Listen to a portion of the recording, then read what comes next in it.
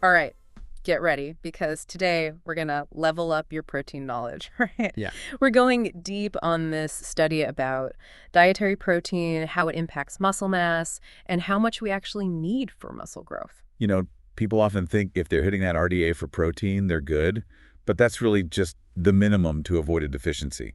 So we're going beyond the RDA. We're trying to optimize here, huh? Absolutely, yeah. This is about thriving, not just surviving. I like that. That's a good distinction.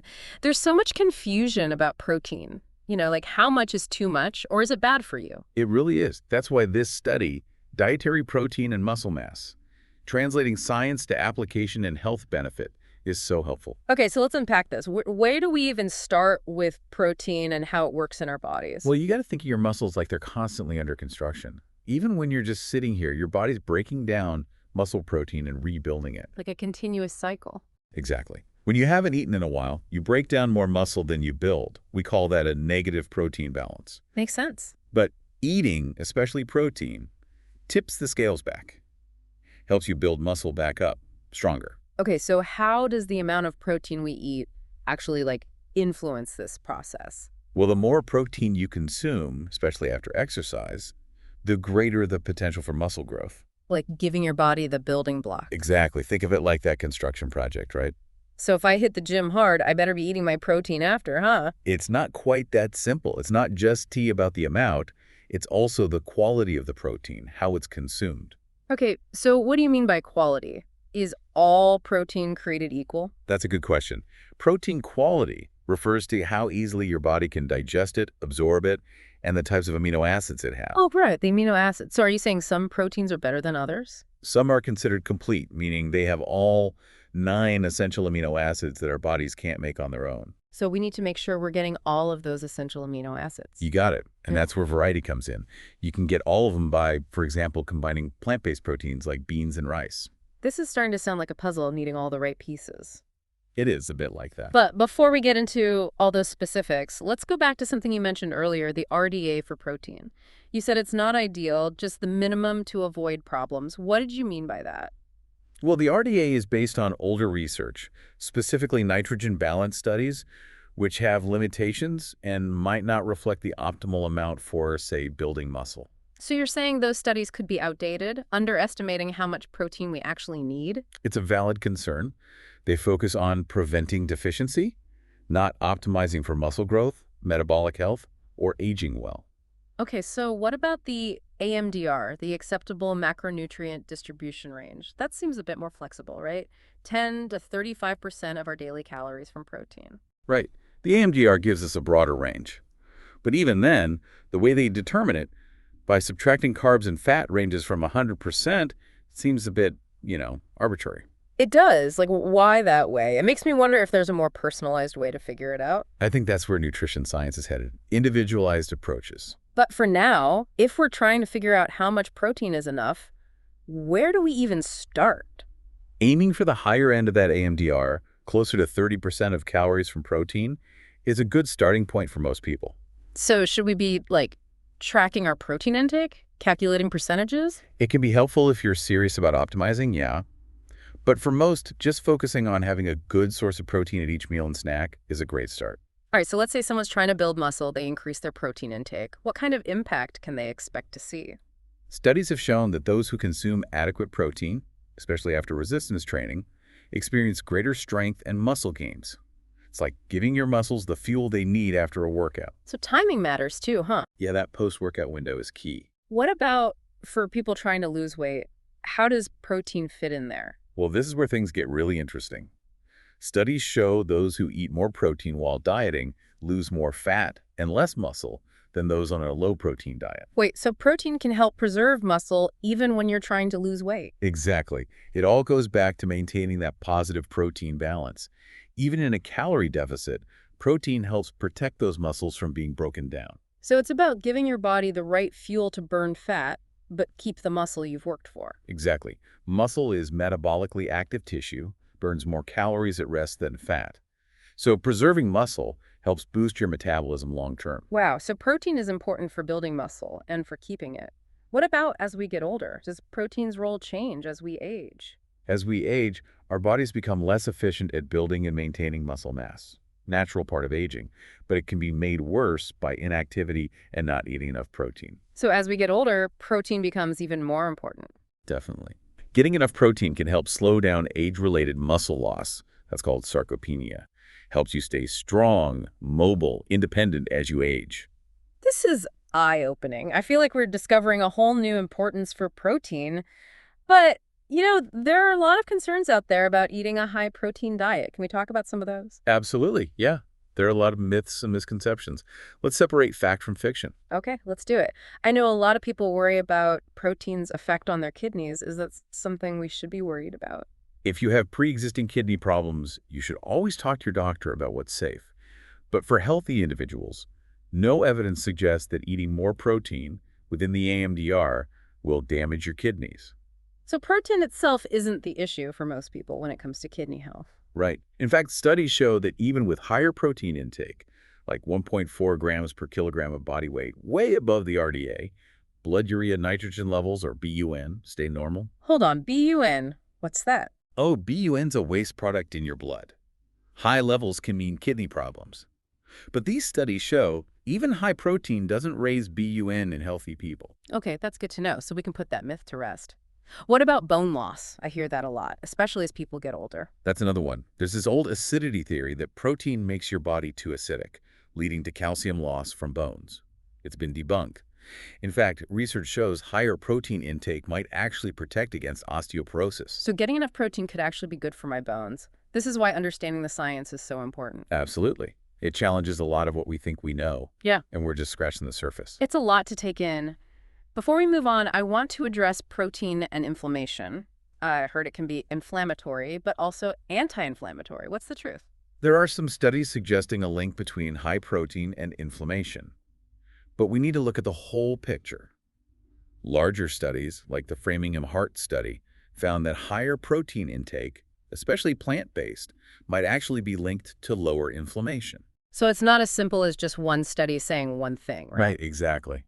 And inflammation is complex. Lots of factors contribute, not just protein. Okay, so we've tackled the kidney, bone, and inflammation myths. Before we wrap up this part of our dive, are there any risks with high-protein diets, things to be aware of? Like with any diet, it's about balance and individual needs. The AMDR, that 10 to 35% range, is a good guideline for most. Going way above that for a long time without guidance from a healthcare professional could lead to nutrient imbalances. So it's not just about loading up on protein and forgetting everything else. Exactly. It's about finding that sweet spot where you're supporting your muscle health and well-being without neglecting other important nutrients. Moderation and balance, as with most things in life, right? Right. But before we get into strategies for optimizing protein intake, let's take a quick break and then come back for part 2. We'll explore this thing called the protein leverage hypothesis and how it can impact our appetite and weight management. Sounds good. I'm looking forward to getting into those insights, sharing some practical tips for boosting protein intake. See you back here soon for part 2. Welcome back. I'm still thinking about how protein helps keep muscle when you're trying to lose weight. It really changes things up, doesn't it? Yeah, no more just losing muscle along with fat. But before we go full-on protein obsessed, you mentioned something earlier, the protein leverage hypothesis. Yeah. What is that exactly, and how does it fit into all this? Well, the protein leverage hypothesis basically suggests that our bodies kind of drive us to eat a certain amount of protein each day. And until we hit that target, we might actually feel hungrier, end up eating more calories overall. So, like, if I don't eat enough protein, my body's going to be like, hey, eat more, more, more, but not specifically for protein. That's the idea. It's like your body's saying, give me more protein, keep eating until I get it. So getting enough protein could actually help manage appetite and calorie intake naturally. Yeah, there's a lot of research backing that up. Studies show higher protein diets often lead to feeling fuller, eating less overall. This is wild. Like, protein is the weight management secret weapon we've been ignoring this whole time. It's not magic, of course, but it's definitely a good tool to have, especially since so many of us are at that low end of the AMDR, making those hunger pangs worse. Okay, so how do we put this protein leverage hypothesis into practice? How do I make sure I'm getting enough throughout the day? Easy starting point. Yeah. Just be mindful of your protein at each meal. Aim for a portion about the size of your palm. Okay, that's helpful, like a visual guide. So instead of just scarfing down cereal for breakfast, I should be adding some eggs or yogurt or some nuts even. Exactly. Think of protein as the foundation of your meal. Okay. And don't forget snacks. Protein-rich snacks can really help you stay full between meals, avoid those energy crashes that make you overeat later. So like almonds instead of chips. Exactly. Small swaps, big impact. This is making sense. But I gotta admit, I'm a bit overwhelmed by all this. What kind of protein is best? Plant versus animal? Does it matter if it's from food or supplements? All good questions. Let's start with plant versus animal.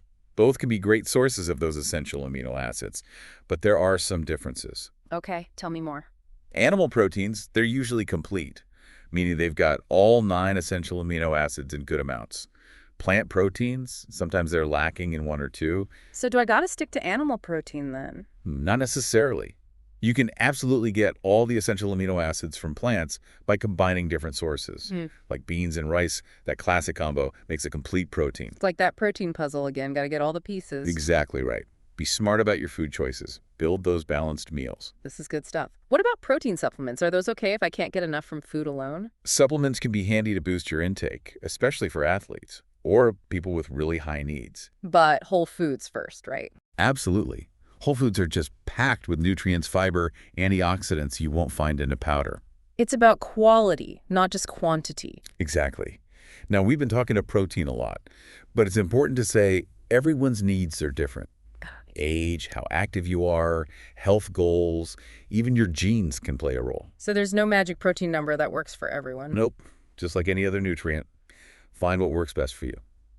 All right, let's zoom out a bit. You said the way we figure out protein recommendations might be outdated. Do you think we need to, completely rethink those guidelines? I do, yeah. We need to move away from this fear of protein, this worry about getting too much. Focus on the good it can do, how it can help us be our healthiest. So abundance mindset instead of deficiency mindset. Exactly. Recognize that protein is essential, plays a big role in our bodies. Not something to be scared of, but to embrace. I like that. It's about knowledge, making informed choices about our nutrition. Exactly. And pushing for more research, more innovation. This is an important conversation, but before we go totally protein revolution, what are some key takeaways for our listeners? What do we want them to remember? Well, first off, remember, protein is your friend, not the enemy. We've been demonizing it for too long, huh? Yeah. Give it the credit it deserves. Building and maintaining muscle, managing appetite, supporting healthy aging, all that. Okay, so protein is good. What else? Don't be afraid to go beyond the RDA.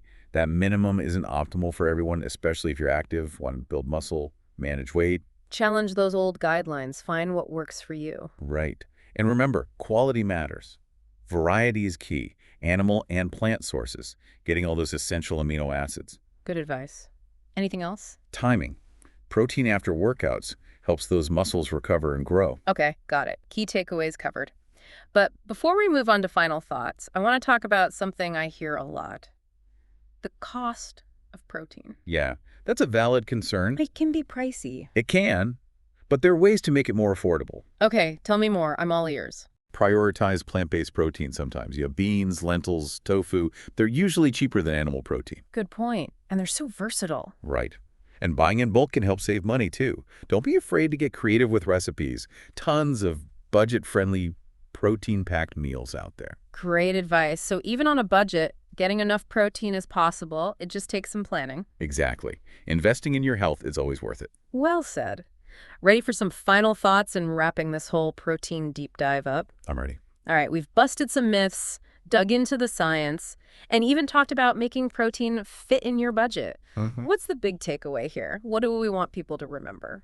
I think the biggest shift is realizing that protein isn't just about hitting some minimum, checking off a box. Right. It's about finding that level that really helps you reach your goals, whether that's building muscle, managing weight, or just feeling your absolute best. Like we've been playing it safe with protein when we could be using it to, truly thrive. But how do you figure out what that optimal level is? Is there a magic formula? Oh, if only it were that easy. There's no one-size-fits-all answer, unfortunately. Right. But a good place to start is tuning in to your body. How satisfied do you feel after meals? Are you having energy crashes during the day? Those can be signs you might need more protein. So it's not just what's on your plate, it's how your body actually responds to it. Exactly. And that's where working with a registered dietitian can be so helpful. They can personalize it for you, consider your needs, your goals, your lifestyle. Like a protein roadmap just for you. But let's talk about those 1/3 of the RDA rules for school lunches. That really bugs me. Yeah, I get that. If the RDA might be outdated, basing a program on just a fraction of that, it feels like we're shortchanging kids, especially when they're growing and developing so fast. Totally agree. It's like those building codes we talked about. If they were based on outdated standards, our buildings wouldn't be safe. Maybe we need to advocate for the same kind of reevaluation for protein guidelines, especially for kids. I'm with you there. Making sure they're getting enough to grow strong, fuel their brains, setting them up for a healthy life, not just getting by. That's a powerful thought. What if we just redefined adequate protein altogether? What if instead of just preventing problems, we aimed for a level that helps everyone truly thrive? Love that question. What would it look like if we, as a society, prioritized protein abundance?